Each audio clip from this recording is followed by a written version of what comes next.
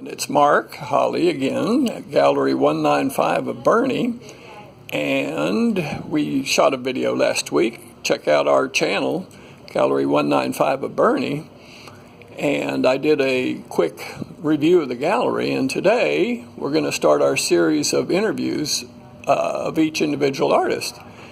Today is Sharon Whisnand. She does Encaustics. And we're going to go talk to Sharon here a little bit and take a quick look at some of her work. Hello, Sharon. I'm going to flip this around. We'll see some of your work that way. Okay. Hello, everybody. I'm going to tell you a little bit about encaustic painting today. To begin with, I've been an artist for a number of years, but about 4 years ago, I took a 3-day workshop on encaustic down at Southwest Boulevard taught by Michelle Belto. And I was immediately hooked the first time I took that propane torch and started that thing on fire and started melting wax, and I just fell in love. So I'm going to tell you that encaustics are layers and layers of beeswax, and I make my clear wax, if Mark wants to get a picture of this. I'm zooming in. Okay. I start out with 6 pounds of white beeswax and 1 pound of Daymar crystals. Now, Daymar is a tree sap, and it has impurities in it. So I take a hammer and I smush those up, and then I put all of it in my little fry baby, and I turn the temperature up to 200 degrees. And it takes all day long for this to get melted. And then I have to strain it to get the little bugs out.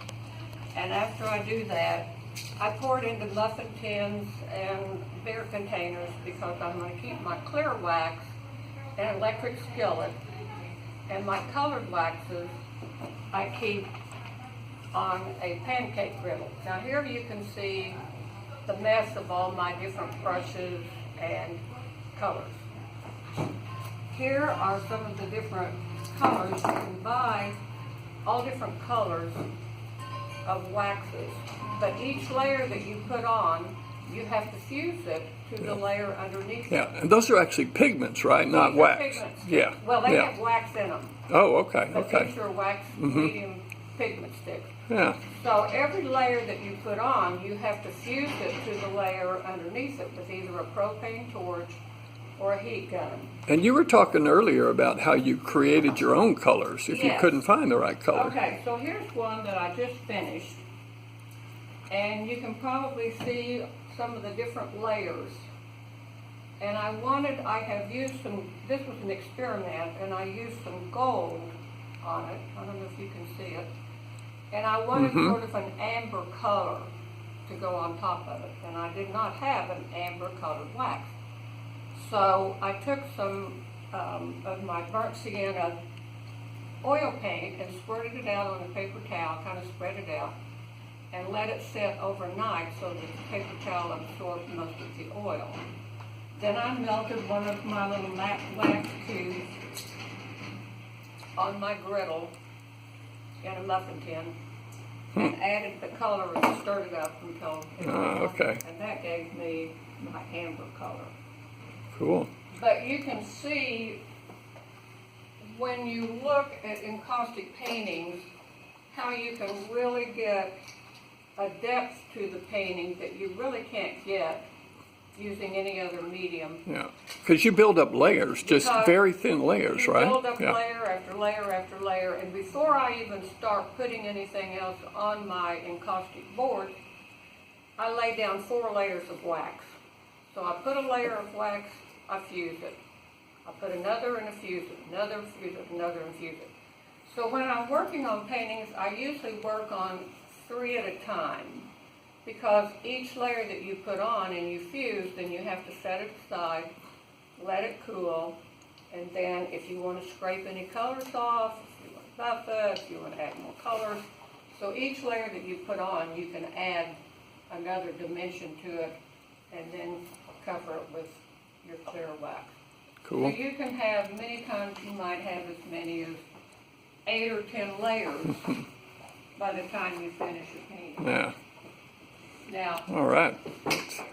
here's another one that I just did. My husband kind of gets after me because he says, I don't know why you don't paint things that look like things, so that's why I did the grapes and things. But I had done these 3 abstracts, and I was going to hang them as 3 different paintings grouped together. And I had them just laying out, and I thought, that might be kind of interesting to do as all as one piece. One piece, So, yeah. my husband is very creative, and he hooked them together with screws on the back. Yeah. And then, Okay. of course. All And right. on the back of each one of my paintings, because I get questions all the time, well, what if I leave this in my car? Is it going to melt? Well, not unless your car gets awfully, awfully hot. Ideally, in your house, your paintings should be kept between 40 and about 150 degrees. But the wax doesn't actually melt till about 180 to 200. I keep my wax, when I'm working on it, somewhere between 180 and 200 degrees.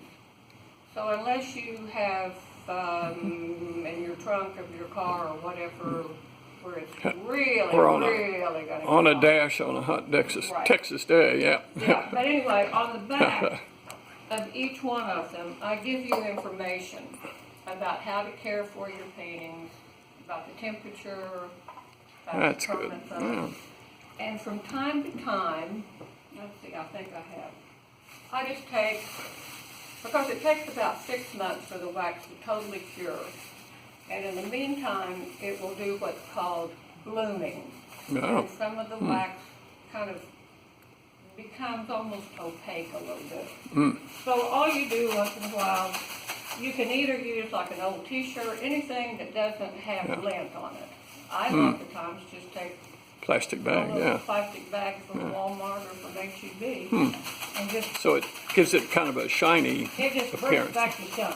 Yeah. And you, after about 6 months or so, you After wouldn't. about 6 months or so, it Yeah. should be fine. Oh, okay, cool. But if you ever, if you somehow you have some work done in your house and it gets dusty or whatever, just take a damp rag, wipe it off, let it dry, and then Yeah. back on. All right. But you have care instructions on there. What about the future? You got any plans for anything special here in the future?